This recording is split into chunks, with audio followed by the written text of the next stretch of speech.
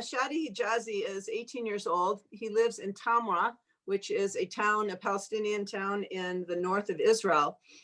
He's been training since he was 6 years old in karate. He's more of a karateka than an aikidoist, although he's done aikido and we've trained together. I always visit Tamra and I get to teach and share there because Shady is a member of Budo for Peace, martial arts for peace in Israel, which has been bringing Palestinian, Arab and Muslim, the Palestinian youth, as well as Jewish Israeli youth together to train and to cultivate a new generation of peace leaders through martial arts training. Shady is definitely one of those young people. He's been a part of our peace camp program that Robert Ken Sensei founded, and I've been co-directing with him for the last 11, 12 years, where we bring Christian, Muslim, Jewish martial artists for peace to one of the oldest summer camps in America each summer. So Shady participated as the 2016 delegation. So Shady's going to share a little bit about himself, and then we will share a very impactful story that I think is going to just make such a difference for all of us. So Shady, welcome. Tell us about yourself. Hello everyone, my name is Shady Hijazy. I'm from Tamra, a Palestinian city inside of Israel at the Northern District. I started karate at the age of 6 when I watched the Bruce Lee movie on TV for the first time, and I was like, wow, I want to join. I want to be like him. So I joined karate. The turning point was when our teacher Mahmoud introduced us to Budo for Peace organization, and we joined them. That moment, it was the changing point at my life. When I felt important, like I have the potential to make a change for the world. We met different people from all over the country, Jews, Arabs, Christians. We trained together. You know, the conflict here in Israel between Palestinians and Arabs, and when I joined that organization, I saw things differently from another viewpoint. You know, like we traveled together, the organization, Arabs, Jews, Christians. We ate together, trained together. You know, we felt that love, the power of forgiveness, sympathy. Uh, it was, you know, it turned out to be a family. You know, the organization. It's not just an organization; it's a family. Uh, and you know, every member in this organization is important. Everyone has his potential, his power to make a difference in this world, to solve the conflict between Arabs and Jews, to make this world a better place to younger generations. And the goal of everyone, each one in this organization, is to be a leader, to make a difference, and you know, to make this world a better place to live in. So the special thing that Jamie invited me to join today is that what happened in my town last 2 weeks. It's actually a horrifying story, but I want to tell it in order to solve these problems and to talk about it and how we can move on. So in the picture in white, you can see my family member. His name is Ahmed. Ahmed is the 22 years old young man. He's studying nursing. Yeah, this is Ahmed. So in the picture, when you see the picture in the camp, you know, you see my friends, or actually my brothers today. I call him my brother. We went to the United States in 2016. So now turning back to Ahmed. On Tuesday night, I was sitting in my room, you know, listening to music, having fun. Uh, and suddenly I heard shooting, a lot of shooting, a crossfire. You know, I was like, what is happening in my town? I freaked out totally. I didn't know what to do, and then my phone rang, and uh, so they told me that there was shooting, policemen versus the three gunmen. So those three gunmen blackmailed my neighbor. Request to control your camera, approve. Those gunmen wanted money from my cousin, from my neighbor, you know, blackmailing him and rob him. So they came to the neighborhood in order to shoot his house, you know, to threat him to give him the money. So the police, the special forces actually were waiting for them to arrive. So here's the problem that they were waiting in the wrong place, in the neighborhood where you can find more than 100 houses full of children and people. So they started shooting the gunmen. Unfortunately, they are from our town also. They start to shoot, and the police started to shoot from the other side.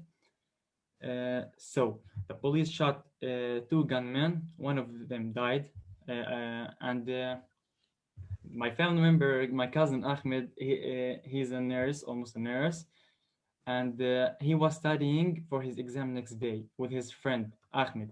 Ahmed is a teacher. He also teaches me psychometry, we call it, and uh, Dr. Mohammed was helping them to study.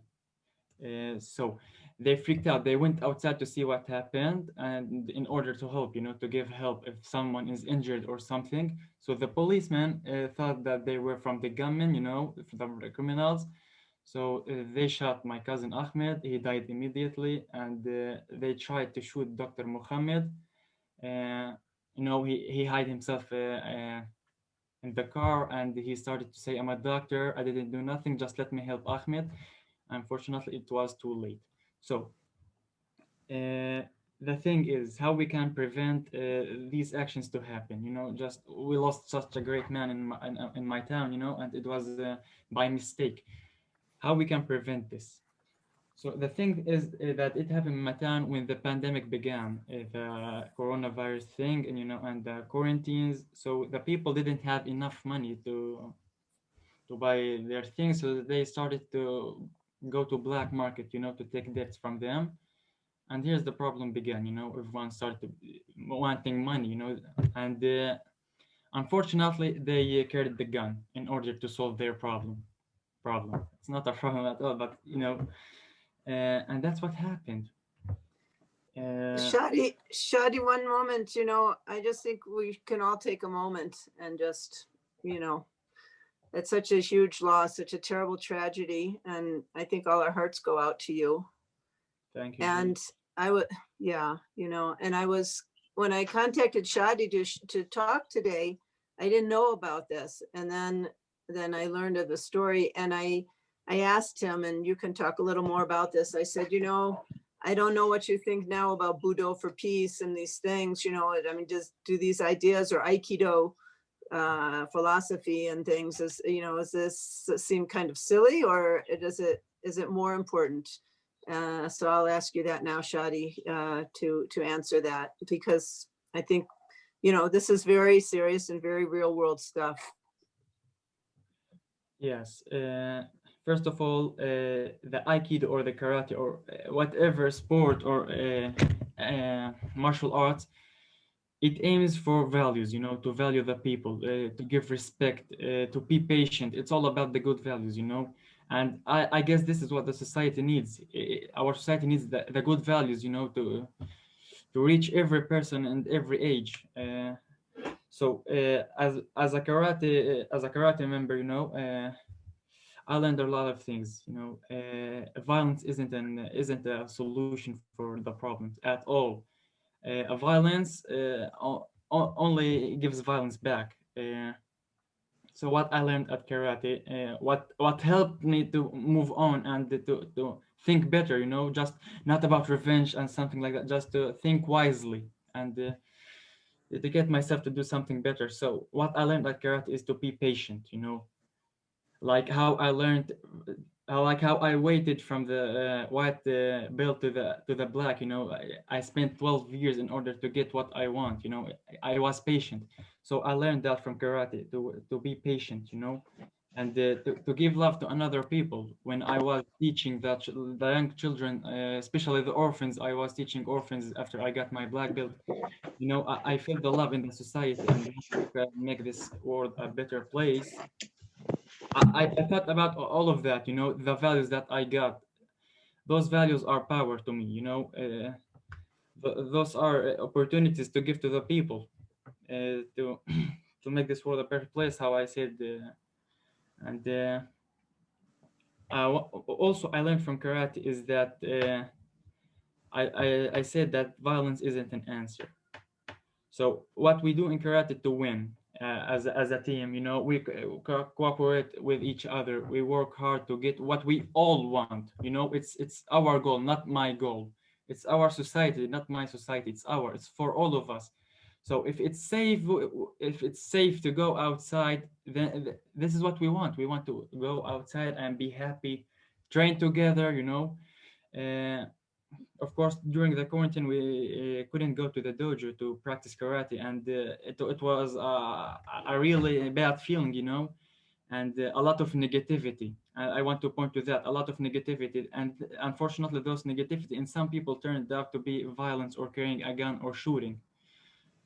So. As a karate, when I was bored, I practiced karate.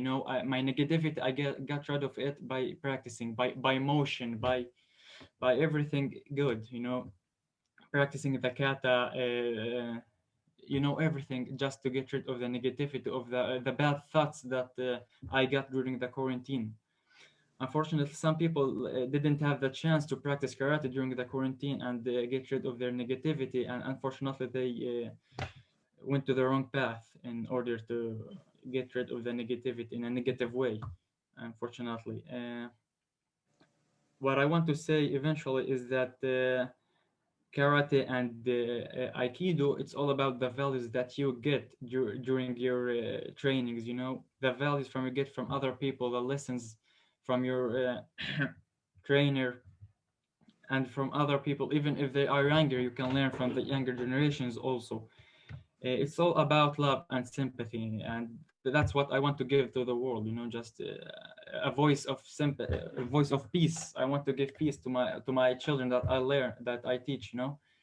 At the night Ahmed was murdered, we went downtown to protest against the violence in our society, in Arab society especially. And unfortunately, the police, just didn't let us do that, just for politics things. We didn't care, of course. So the next day we protested something like 10,000 people in our main street junction in my town. It was a peaceful, we respected the government. We did everything legally, just just to show the government that we are a good people. We are here to live, to make, we learn in order to make peace, to you know just a minute. I'm thinking about all the things that happened that night.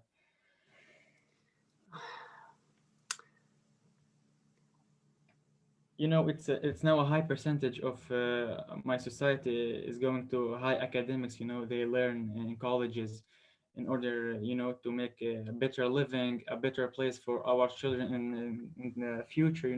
Just we are learning in order to make it this for country. Just to grow together. We're not learning just to be selfish. No, we are learning. We are getting high jobs. We are doctors, lawyers, engineers. Just for this country, to build a better place for Arabs and Jews. Just to live in harmony, and that's what we want, and nothing else. We just want peace, and peace I learned from karate.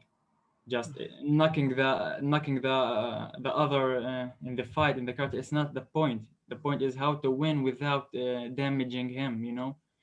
And after every match, we used to hug each other, just to show the people that we are not fighting in order, to hurt the other. No, we are fighting just to have fun, to make harmony, to. Thank you, Shady.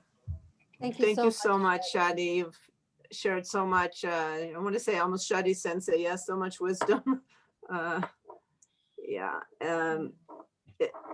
The word in Hebrew, shalom, and in Arabic, salam, is the same word, Arabic and Hebrew, and it's comes from the word peace, comes from the root of wholeness.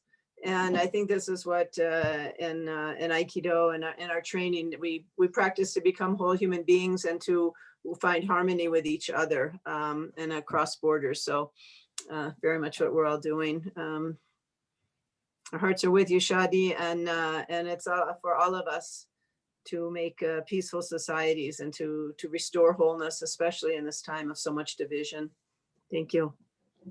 I shared my story for one reason, that is everyone here has the potential to make a change in this world. You know, Mm, it might seem easy and it won't make a change. You know, but believe me, one person can do a lot.